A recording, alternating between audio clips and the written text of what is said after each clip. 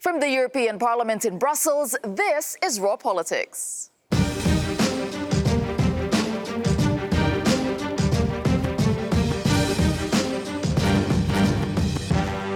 Thanks for joining us tonight, and this is what we have on the program for you. Climate disconnect. Poland's brand new coal mine in the midst of dire warnings about the effects of climate change. Flight shame. We talked to Ryanair about a growing anti-airline movement and its new eco plan.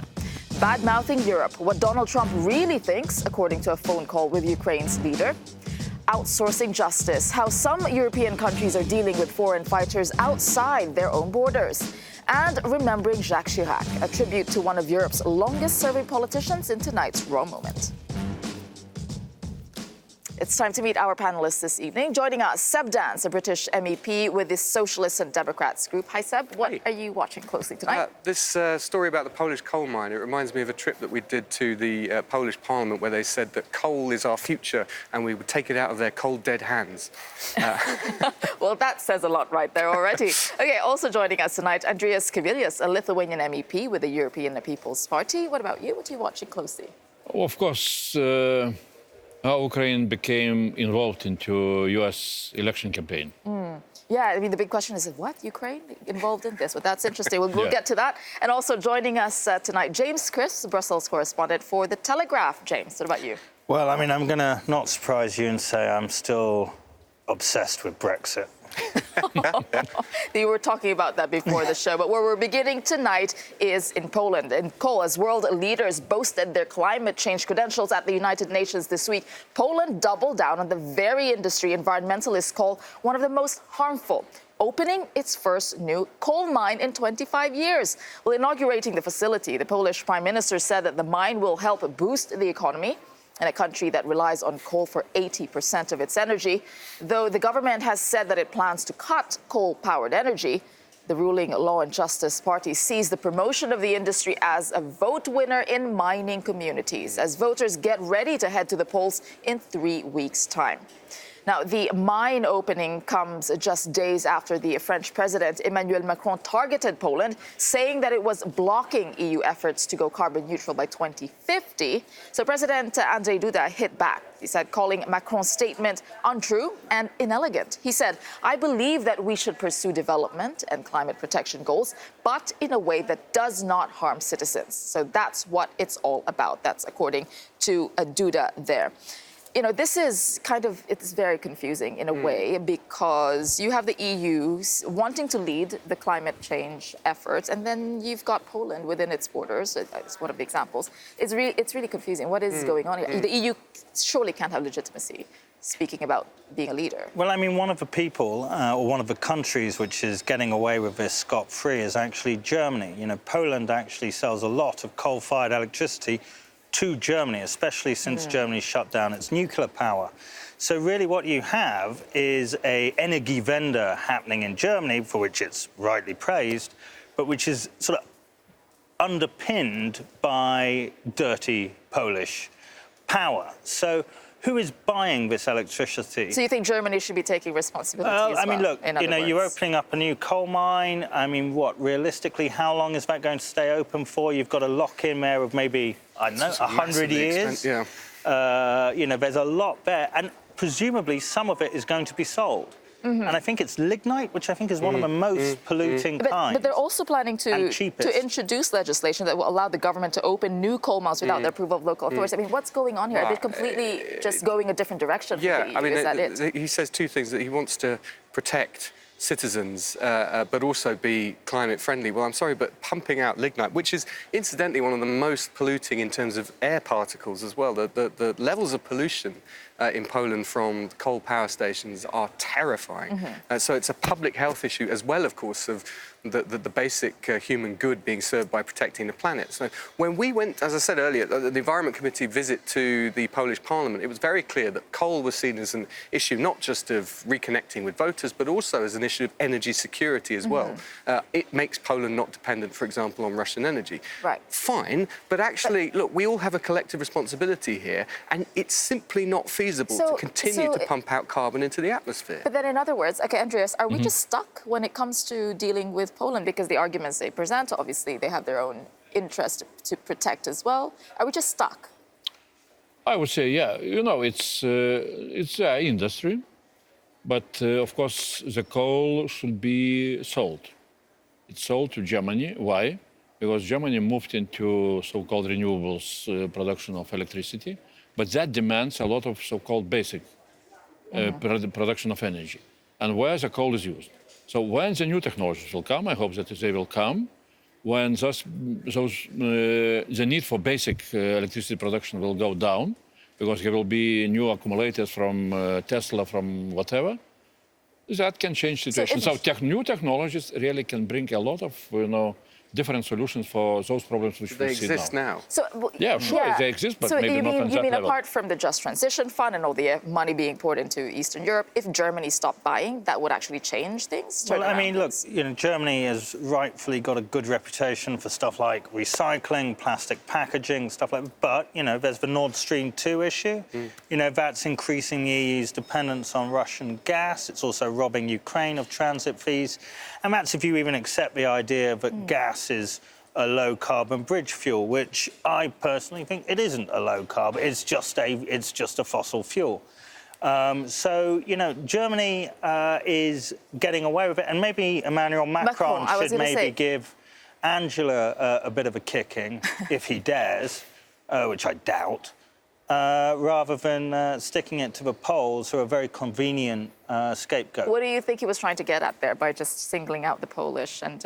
The Poles are always the bad guys on climate. Well, not always, but you have a very valid point about German acquisition of Polish power. Absolutely, of course, but that's a collective effort. And the point is here, we have a new coal mine opening in Poland. So it's all very well to make the point about German energy supply, but there is still that. Absolutely, but also it's done. I mean, the language about this is all done to sort of was it the elections are coming 3 weeks' time. Yeah. So this is the same thing that Trump's doing, reopening the coal barges and so on, at a huge cost to the taxpayer, incidentally, because of course the cost for coal. So here we're talking tactical again for quite a long-term issue. Well, after coal, though, there's another one of the worst polluters for CO2 emissions. It's the aviation industry. Now let's take a look at its contribution. It accounts for 3% of the EU's total and more than 2% globally.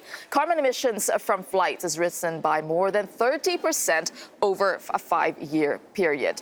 Now, over the past year, some activists have been pushing back against flying. So the movement, sometimes referred to as flight shaming, has been gaining momentum across Europe, partly because of Swedish climate activist Greta Thunberg. Refusing to travel by plane, she sailed across the Atlantic Ocean on a zero-emission yacht to attend the United Nations Climate Summit. I think it's an image we've been seeing for a few, how many days was she on the Atlantic? 2 weeks. 2 weeks? Yeah, there you go. Well, back in April, Ryanair was named one of Europe's top 10 polluters. And since then, they've striven to show consumers, that those here in Brussels, that they're actually, here, let me show you this. They're actually the cleanest and greenest airline. So I sat down with their chief marketing officer, Kenny Jacobs, earlier today, and I asked him that given the facts of the research shown, how can they make such a claim? Yes, we're always going to. Are we producing carbon in large amounts? Absolutely, yes, we are. But when you look at relative terms, this is where really our efficiency kicks in. So we've the youngest fleet of aircraft of any airline in Europe. We've got the highest load factors. So it really comes down to the metric of what's the grams of CO2 per passenger kilometre travelled. Activists would say the way to solve this climate issue that we have is to discourage too much air travel as well.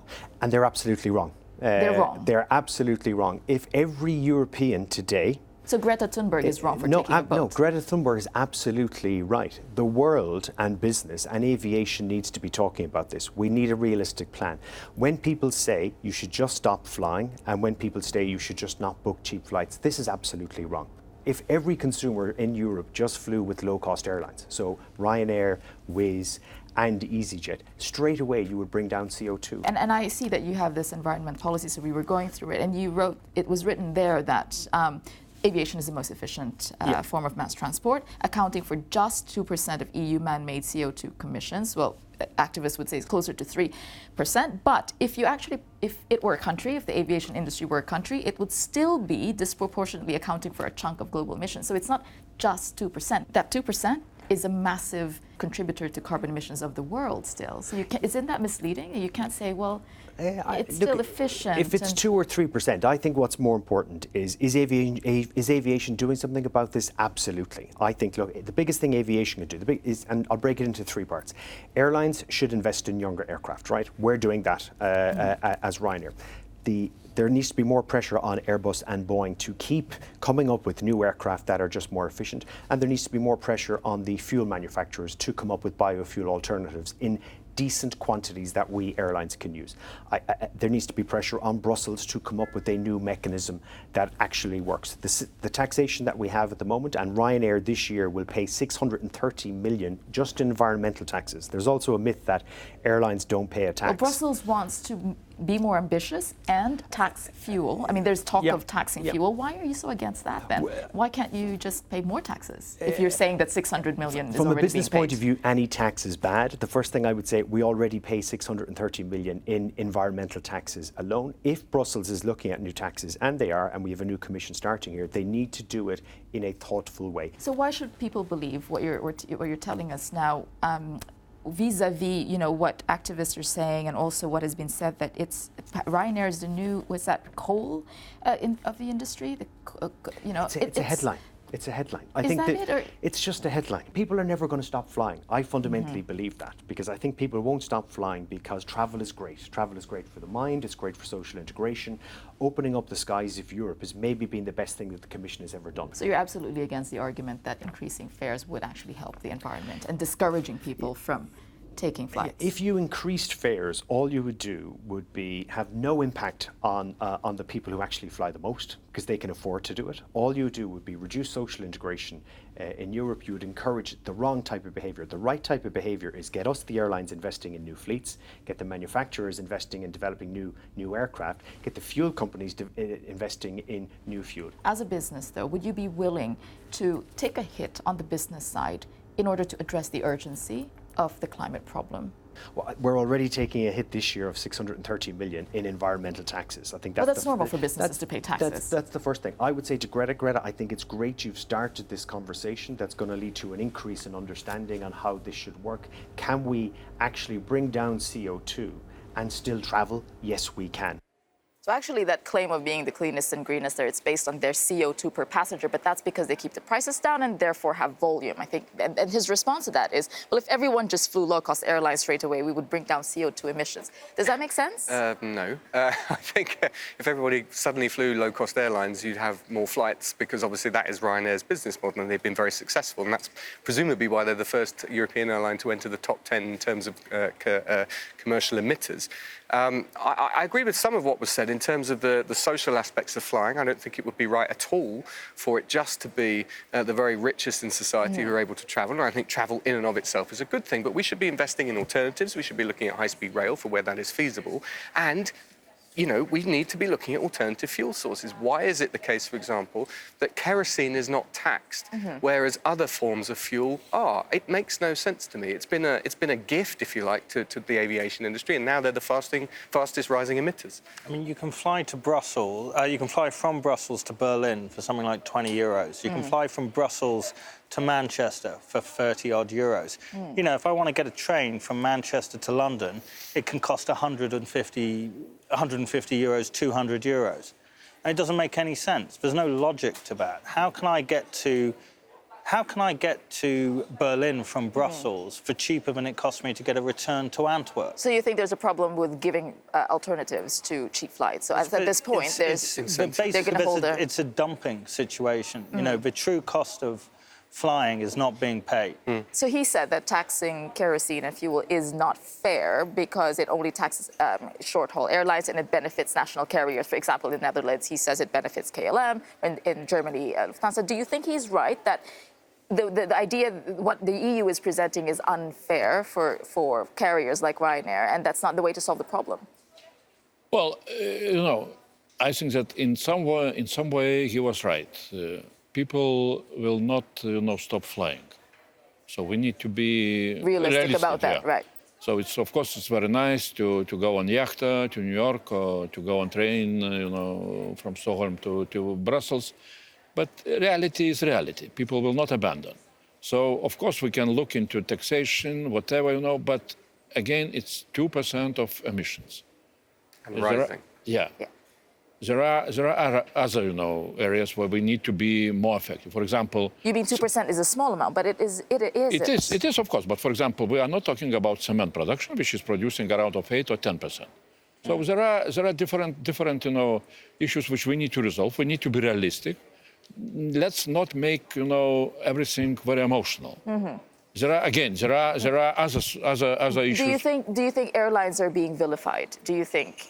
Or are they not doing that? Or should they have anyone been? who's ever tried to call up a Ryanair helpline or do anything involved in customer care would doubtless agree that if anyone deserves to be vilified, it's them. And my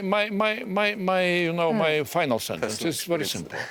Yes, we are talking very much about emissions, pollution, and so on. It's absolutely, we need to talk about that, and we need to find new ways. But we are talking very little about absorption of CO2. Where we can do big progress, especially with new technologies, with looking into oceans, for example, which are really great, great possibilities are opening to absorb CO2 from atmosphere. Well, yeah, he said that people are not going to stop flying, and probably all of us here will probably still continue flying. But there are some people who actually choose not to, Greta Thunberg being one of them. And earlier I spoke to Swedish MEP Per Holmgren, and he actually chooses to take the train from Brussels to Stockholm back and forth. And I asked him, what was that like and why he does it? Well, it's not really such a long ride. It takes me, like the last time I went from Brussels to Gothenburg, it took me 22 hours, including a sleepover in Copenhagen. And I mean, most of that time was working time for me. I did a few interviews, I wrote quite a lot, and answered a lot of emails. So it's not like I'm just sitting there on the train doing nothing. So why do you do it? And for me, it's sort of a mindset that planes just doesn't exist for me, going from Stockholm, Sweden to Brussels. The only alternative for me is to go by train. And that's, of course, mainly due to the climate emergency situation that we're all in. Right, 22 hours. I mean, you say it's not short, but it's not long, but it is pretty long for a lot of people, 22 hours. And what about lost productivity? I know you get to work on the train, but you can't have the same for other people as well. I mean, isn't this just an idealistic way of going about things? No, I think that we as a politician, I have to lead as an example by showing that this is possible. But of course, you're totally right. Most people cannot do this ride very often, at least. So we need to have faster trains in Europe, less connections, and improve a lot of the technique as well. All right, and I spoke to the spokesperson of Ryanair, and he told me that, the truth is people are never going to stop flying. So in fact, are your efforts just a drop in the ocean and probably will not change anything? Do you agree with him? Definitely not. I mean, let's face it, the carbon budget is running out. If we are going to meet the Paris Agreement and keep the global warming well below 2 degrees, at least trying to keep it around 1.5 degrees, then the carbon budget is running out. And especially if we're looking at it from a per capita example or per capita view, then I feel that me, living in a rich part of the world, just can't afford any more flights in my life. So this is your contribution, in other words, from your view. All right, thank you, Mr. Holmgren, an MEP who chooses to take the train for 22 hours between Brussels and Stockholm there. Thank you. Thank you. Would you? 22 hours? You're like 22. Would you do that? I thought he was going to say something like 8 or 9. Mind you, my geography is probably a bit out there. But no, I applaud him. Obviously, that's a very noble and righteous thing to do. I just don't see how it's practicable on a week-by-week basis. Now, if you maybe spent 2 or 3 weeks he does it in Brussels, once a month. Right, OK. Well, then, actually, why not? Then maybe it makes sense. Maybe it makes sense. But I'm lucky. Time. I've got a 1 hour 50-minute journey. So do you think that's useful, though, very quickly, what he's doing? Spending 20, yeah, I mean, why not? Why not? I'm not going to do it. You're not Fine. Once, you can do it once. I could do it once. All right, well, coming up on Raw Politics, overheard on Europe, a phone call between Donald Trump and the Ukrainian president sheds new light on how they really feel about Europe. Plus, remembering Jacques Chirac. We look back at the former French president's career in tonight's Raw Moment.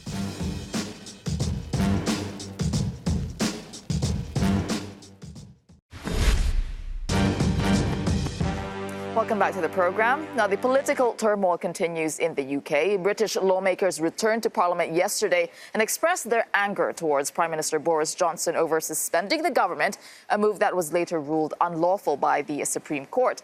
But during the debate, another issue emerged, the sometimes inflammatory language that is used by the British Premier.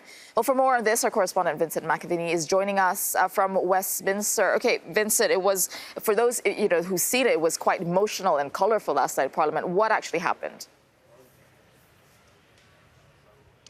Yeah, Tess, well, I've been in the UK Parliament working for the last 8 years, and I've sat through hundreds of hours of debate, and I've never had a night quite like it in the House of Commons. The mood was very tense. There were a lot of people very angry, very upset. And the name of Joe Cox, an MP who was murdered just before the referendum in 2016, was being invoked because of the nature of the language being used from the government benches. Talk about traitors, about saboteurs, the bill that stops the UK leaving without a deal being branded a surrender bill. And those on the Labour benches who lost their colleague Joe Cox, she was a mother and a wife, they were pointing last night to a crest for her memory in the House of Commons and pleading with the Prime Minister to change his language. Here's what two of those MPs, Paula Sheriff and Tracy Brabin, who actually replaced Joe Cox in her seat, had to say last night.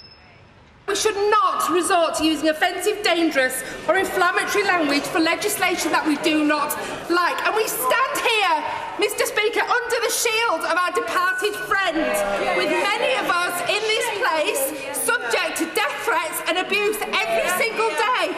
And let me tell the Prime Minister that they often quote his words, surrender act, betrayal, traitor, and I, for one, am sick of it.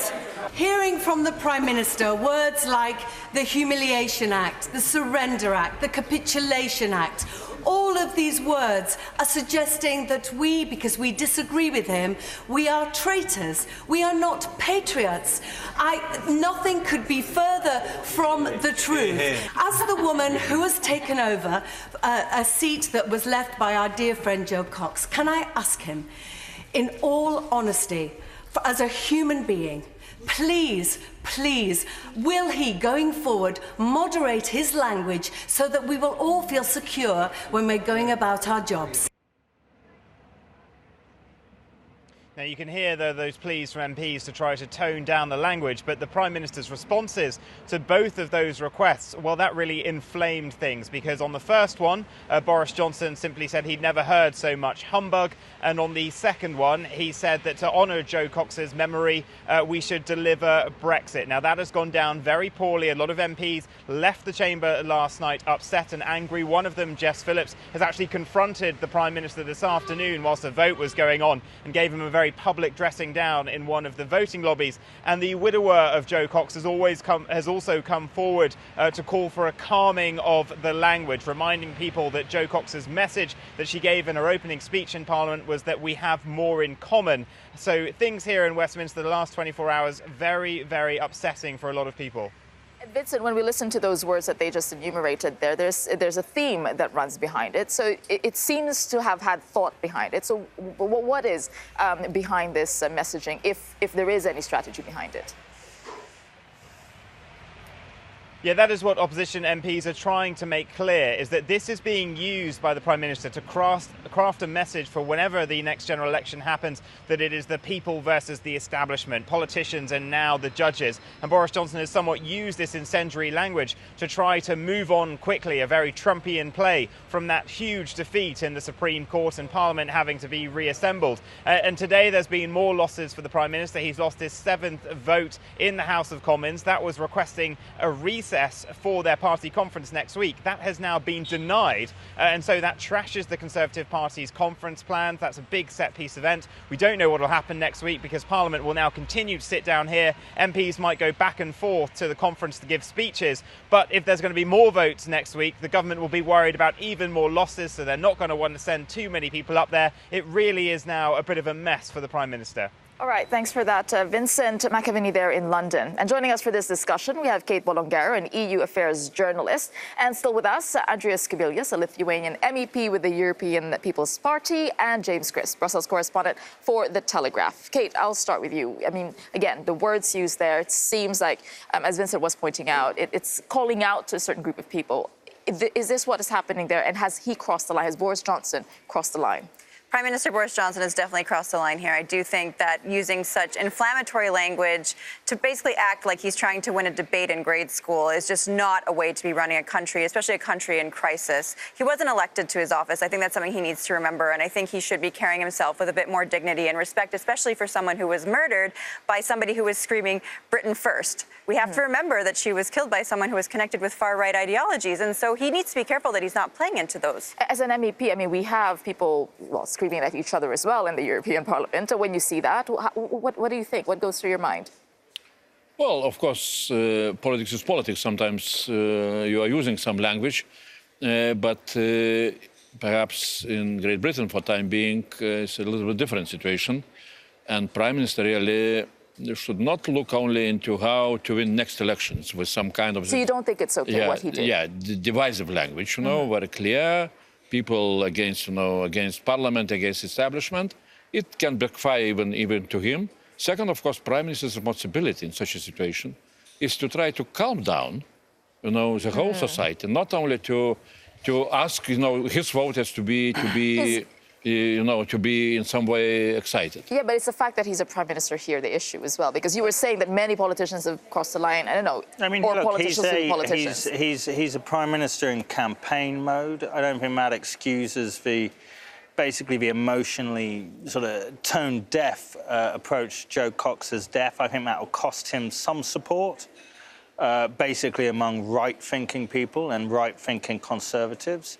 But the fact is that it's also a very short-sighted tactic because if let's say that he does get his election, let's say that he wins by a slight majority, but it isn't a hung parliament. Right, well then presumably he's going to negotiate a deal with Brussels, which is going to require broader support than just his own MPs. And what is clear is, in the House of Commons yesterday, people hate him. I mean, people actively dislike him, and they hate him even more now. How is he going to get support for a Brexit deal, which most parliamentarians don't want in the first place, when he spent this time insulting the memory of a dead man? Is this the most emotional that you've seen in Parliament? I mean, Vincent was saying for him, but... as you're aware, British people are famous for their emotion, and that is definitely we're very emotional. We're not at all reserved, but yeah, it was fiery. But that's good. The messaging certainly the center of attention in that parliamentary hearing last night. Okay, now, if you have ever wanted to be a fly on the wall of the office of the world's most powerful leader, today is your lucky day. Well, Donald Trump staring down the barrel of an impeachment inquiry over allegations that he sought help from Ukraine to smear Democratic rival Joe Biden. The White House has released the transcript of the president's now notorious call with his Ukrainian counterpart. And here's what you need to know. Thank you very much, Mr. President. Thank you very much. Getting to know each other. Donald Trump and Vladimir Zelensky meet for the first time, just as details of their controversial call are made public. Congratulations on a great victory. We all watched from the United States and you did a terrific job, Donald Trump told his counterpart in July, who responds, "We did win big and we worked hard for this. We worked a lot, but I would like to confess to you that I had an opportunity to learn from you. We used quite a few of your skills and knowledge and were able to use it as an example of our elections. And yes, it is true that these were unique elections." The pair then turned their attention to Europe. Donald Trump says, "I will say that we do a lot for Ukraine. We spend a lot of effort and a lot of time, much more than the European countries are doing, and they should be helping you more than they are. Germany does almost nothing for you. All they do is talk, and I think it's something that you should really ask them about. When I was speaking to Angela Merkel, she talks Ukraine, but she doesn't do anything. Zelensky responds, yes, you are absolutely right, not only 100%, but actually 1000%. And I can tell you the following. I did talk to Angela Merkel and I did meet with her. I also met and talked with Macron, and I told them that they are not doing quite as much as they need to be doing on the issues with the sanctions. They are not enforcing the sanctions. It turns out that even though logically the European Union should be our biggest partner, but technically the United States is a much bigger partner than the European Union. Then, on to the trigger for impeachment proceedings against Donald Trump. The US president says, I heard you had a prosecutor who was very good and he was shut down, and that's really unfair. A lot of people are talking about that, the way they shut your very good prosecutor down, and you had some very bad people involved. Adding the other thing, there's a lot of talk about Biden's son, that Biden stopped the prosecutor